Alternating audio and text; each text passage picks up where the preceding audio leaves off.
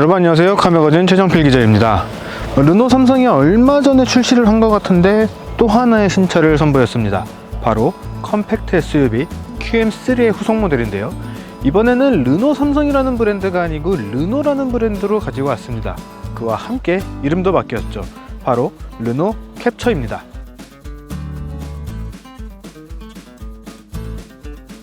자, 기존의 QM3에서 완전하게 세대가 바뀐 르노 캡처, 과연 어떤 점이 바뀌었는지 하나씩 살펴보도록 하겠습니다. 자, 이번에도 역시 앞모습부터 좀 살펴볼까 하는데요. 우선 색깔이 굉장히 강렬하죠. 굉장히 새빨간색의 차체에 검은색의 루프가 적용이 됐는데, 이 차의 컬러 이름은 소닉 레드라고 하는 이름입니다. 거기에 루프를 검은색으로 투톤으로 구성을 하면서 좀 더 세련된 이미지를 구축을 한 거죠. 자, 이번에는 르노 브랜드로 돌아왔기 때문에 르노 삼성의 태풍의 눈 디자인이 아닌 이 르노 특유의 르장주라고 하는 이 엠블럼이 적용이 됐습니다.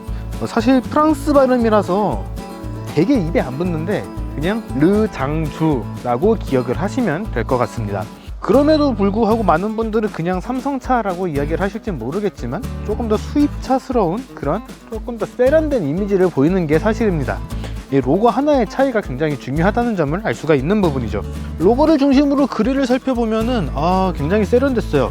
위에는 검은색 하이그로시를 배치를 했고 아래는 반짝이는 크롬을 적용을 하면서 작은 차임에도 불구하고 굉장히 고급스러운 인상을 강조를 했습니다. 거기다가 그릴의 디자인 역시 한 템포씩 끊어가는 듯한 이런 디자인을 적용을 하면서 굉장히 스포티한 디자인을 적용을 했는데, 이 디자인이 그릴과 함께 이 아래 에어 인테이크 쪽에서도 적용이 되면서 굉장히 통일감을 주는 그런 디자인을 볼 수가 있습니다. 그리고 이제 르노 클리오에서부터 이제 봤던 그런 헤드램프 디자인이죠. SM6하고 QM6에서도 봤던 디자인인데, 이렇게 디귿자로 들어가는 헤드램프가 양옆에 자리를 하면서 굉장히 세련되어졌어요. 이 디자인이 사실 굉장히 눈에 띈다거나 굉장히 혁신적이라거나 그런 디자인은 절대 아닙니다. 하지만 오래 봐도 질리지 않는 그런 디자인이라고 보는 게 맞을 것 같아요. 한번 출시가 되면은 금방금방 바뀌는 브랜드가 아니기 때문에 상당히 오랜 기간을 봐야 되는데, 다르게 말하면 자극적이지 않고 꾸준하게 갈 수 있는 이런 은은한 매력이 있는 디자인이 저는 참 마음에 듭니다. 어떤 브랜드 어떤 모델이라고 직접적으로 이야기를 하기는 좀 그렇지만 굉장히 과한 디자인의 이 소형 컴팩트 SUV가 출시된 게 있었거든요. 사실 그 모델은 굉장히 디자인 때문에 부담스러웠습니다. 그래서 저는 이렇게 약간은 좀 슴슴해 보이는 이런 무난한 디자인이 굉장히 마음에 드는데, 캡처 역시 그런 슴슴한 디자인을 갖고 있어서 굉장히 마음에 듭니다.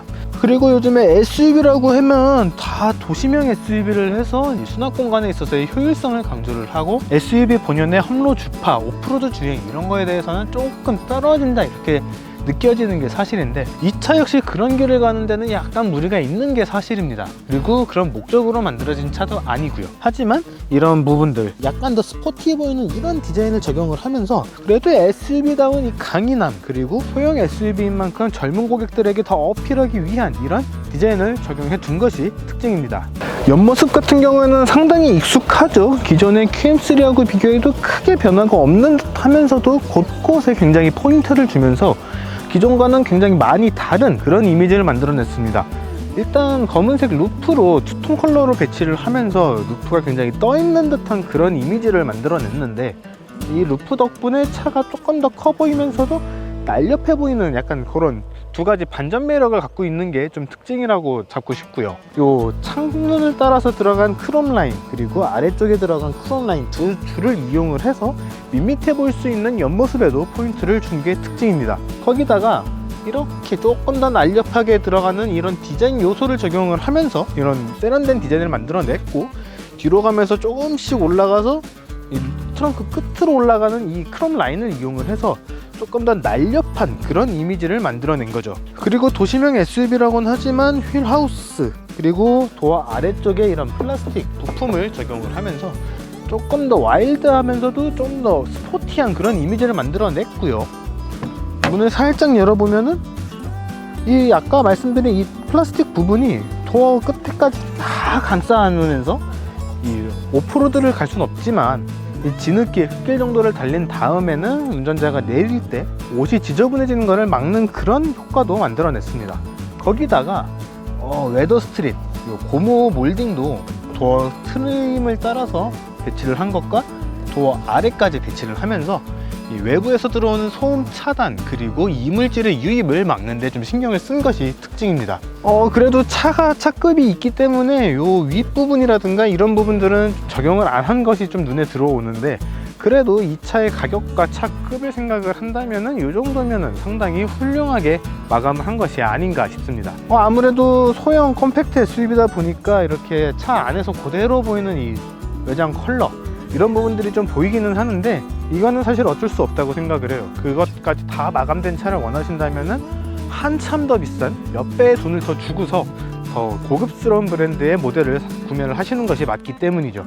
뒷부분도 마찬가지로 휠하우스가 끝까지 다 마감이 되어 있고, 뒷좌석 아래까지 다 덮어주는 이 플라스틱 범퍼와 이 고무 몰딩 덕분에 굉장히 마감에 신경을 많이 썼다 하는 부분을 알 수가 있죠.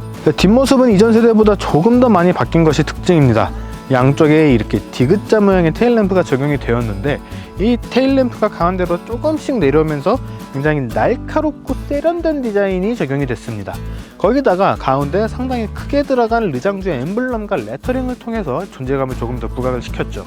그리고 범퍼는 항상 플라스틱이었지만 요 가운데 부분에 조금 더 넓은 면적의 검은색 플라스틱을 사용을 하면서 조금 더 오프로드에 어울리는 그런 와일드하고 스포티한 이미지를 만들어냈고요.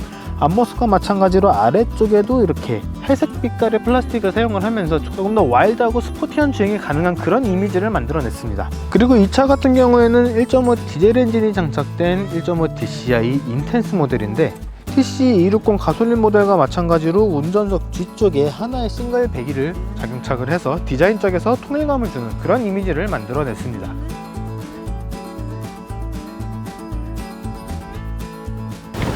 자, 이번에는 캡처의 엔진룸을 한번 살펴볼까 하는데요. 이 르노 캡처는 가솔린과 디젤 두 가지 모델로 출시가 되었습니다. 가솔린 모델 같은 경우에는 XM3와 마찬가지로 TC260이라고 하는 가솔린 터보 엔진이 장착된 반면, 지금 시승하고 있는 이 모델은 디젤 모델이기 때문에 1.5L DCI 엔진이 장착이 됐습니다. 가솔린과 디젤 모델 모두 게트락스에 7단 습식 DCT가 적용이 됐고요. 이 모델 같은 경우에는 그 조합을 이용을 해서 최고 출력 116마력, 최대 토크는 26.5kgm/M를 발휘를 합니다. 가솔린 모델과 비교를 하면은 최고 출력은 약 40마력이 낮은 수치고요. 최대 토크는 0.5kgm/M가 높은데, 이 차 같은 경우에는 연비가 좀 인상적입니다. 제조사가 밝힌 복합 연비가 무려 17.7km/L거든요.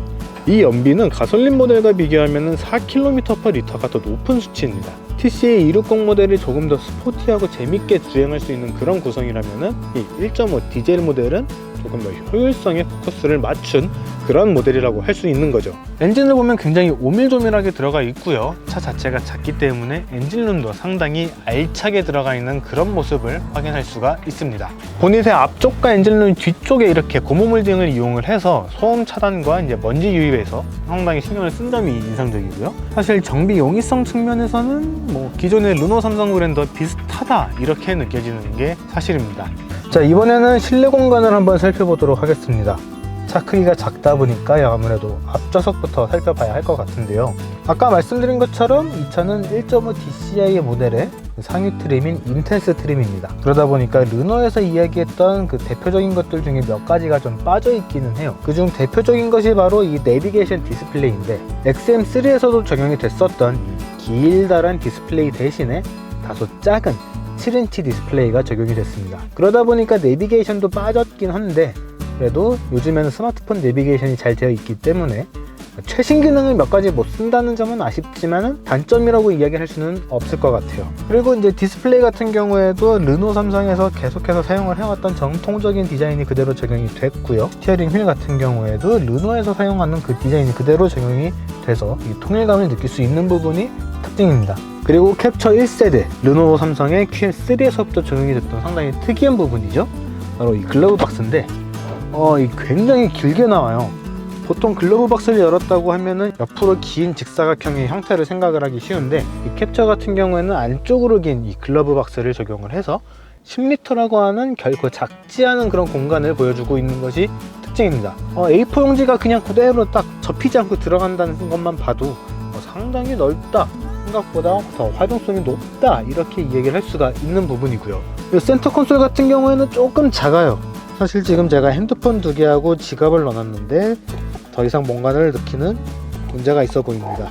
그래도 컵홀더 2개는 다 있고 슬라이딩 암레스트도 적용이 되어 있으니까 공간 활용에 있어서는 딱히 부담스러운 점은 없습니다. 플라잉 콘솔이라고 해서 변속기는 전자식 변속기가 들어갔고 그러면서 공중에 떠있는 듯한 이 디자인을 만들었다고 했는데 DCI 모델 같은 경우에는 이 부분이 떠있는 게 아니고 막혀 있어요.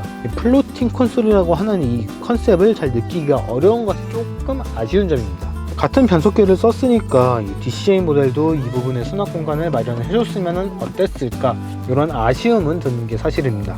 운전하는 데 있어서는 전혀 불편함은 없기 때문에 사용 용도에 따라서는 이런 점도 괜찮다 하시는 분들은 DCI 모델을 선택을 하셔도 좋을 것 같아요.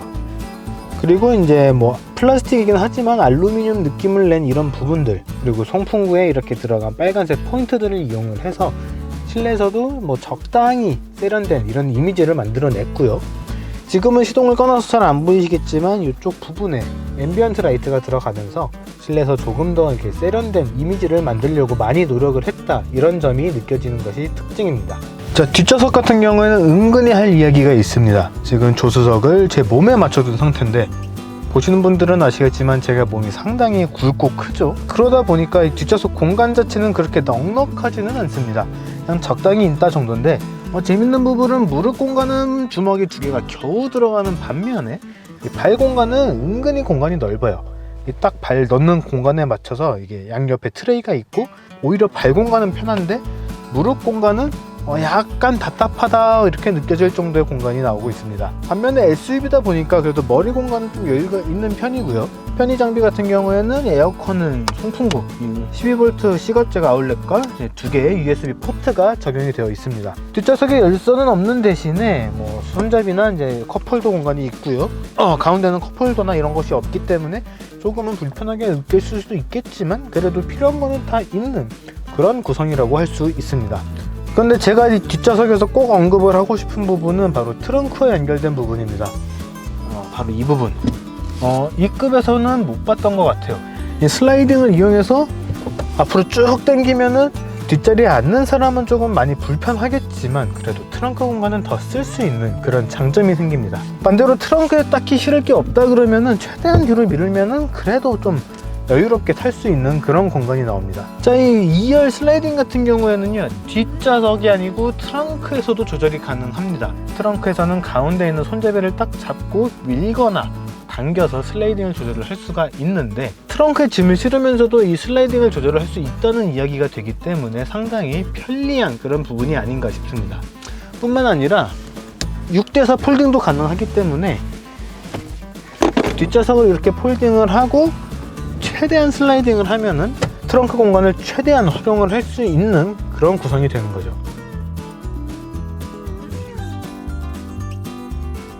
자, 이번에는 르노 캡처를 직접 운전을 해보도록 하겠습니다. 아까 말씀드린 것처럼 이 차는 1.5L 디젤 엔진이 장착이 됐고 게트락사의 7단 습식 듀얼 클러치가 장착이 됐습니다.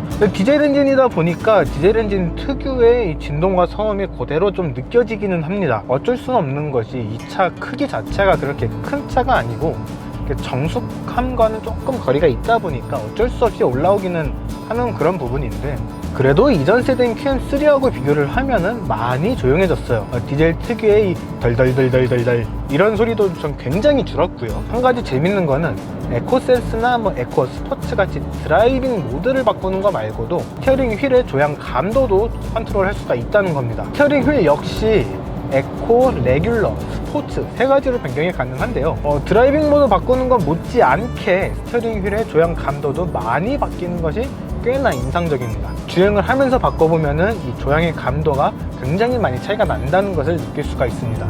그리고 디젤 모델이다 보니까 이제 연비도 굉장히 뛰어난데요. 복합 공인 연비가 17.7km/L라고 아까 말씀을 드렸었는데 지금 표시되는 것만 해도 제가 5L/100, 그러니까 20km/L라는 연비를 보여주고 있는 거죠. 그러니까 연비가 상당히 뛰어나다라는 것을 알 수가 있는 그런 부분입니다. 안전장비 측면에서도 꽤 많이 들어갔어요. 차선 이탈 방지 보조, 그리고 후측방 경보 이런 것들이 충분히 들어가서 그래도 이젠 최근에 나온 차답게 안전장비가 많이 들어갔다라는 것을 느낄 수가 있습니다. 서스펜션 같은 경우에는 뒷바퀴에 토션빔이 들어갔다 보니까 아무래도 토션빔 특유의 느낌이 조금 있기는 한데 적당히 딱딱하고 적당히 출렁거리면서 탈 수 있는 이 컴팩트 SUV에 딱 걸맞는 그런 승차감을 보여주고 있습니다. 패들시프터를 이용해서 조금 더 재밌게 준전을 하는 것도 가능하고요. 만약에 가솔린 모델을 운전을 한다 하시면 조금 더 재밌게 운전을 할 수 있을 것 같습니다. 하지만 제가 생각했을 때 1.5 디젤 엔진이 장착된 이 모델은 이렇게 재밌게 타는 것보다는 조금 더 효율적으로 연비를 따져가면서 타시는 분들에게 어울리지 않을까 그런 생각이 듭니다. 업무용 차로 딱 적당하지 않을까 그렇게 생각이 되네요. 밖에서 들어오는 이 풍더름 같은 경우에는 조금 아쉽습니다. 뭐 이 차급에서 뭘 바라냐 라고 하실 수도 있는데 제가 생각할 때는 적어도 고속도로의 제한속도 시속 100km까지는 그래도 좀 바람 소리나 이런 거 들어오는 게 좀 적어야 된다고 생각을 하거든요. 그런데 이 차 같은 경우에는 시속 90km를 넘어가면은 그때부터 소리가 좀 많이 커져요. 아마 가솔린 모델도 크게 차이는 없을 거라고 생각이 되기 때문에 이 부분은 조금 더 개선이 됐으면 어땠을까 싶기는 하네요. 차 폭이나 크기, 길에 이런 게 크게 막 부담스러운 크기가 아니라서 굉장히 편안하게 편한 마음으로 주행을 하시면 좋을 것 같아요. 그렇다고 해서 시내에서만 타란 법도 없죠. 고속도로 주행할 때도 이 가속력이나 이런 면에서는 딱히 뭐 불만으로 가질 만한 점은 없습니다. 딱 적절한 수준의 가속력과 이 속도를 보여주고 있어요. 그리고 변속기에 대한 것도 조금 개선이 된 것 같은데요.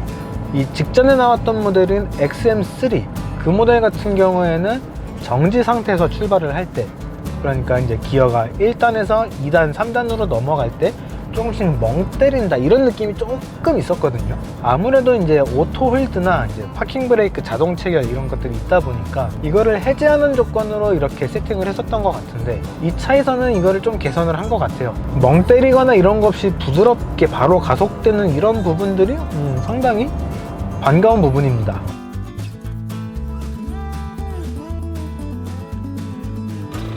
자, 지금까지 르노의 새로운 컴팩트 SUV 캡처를 시승을 해봤습니다. 아무래도 주력 모델은 가솔린 엔진이 탑재된 TC260 모델이긴 하지만 디젤 모델인 이 1.5 DCI 인텐스 역시 상당한 매력을 갖고 있지 않나 싶습니다.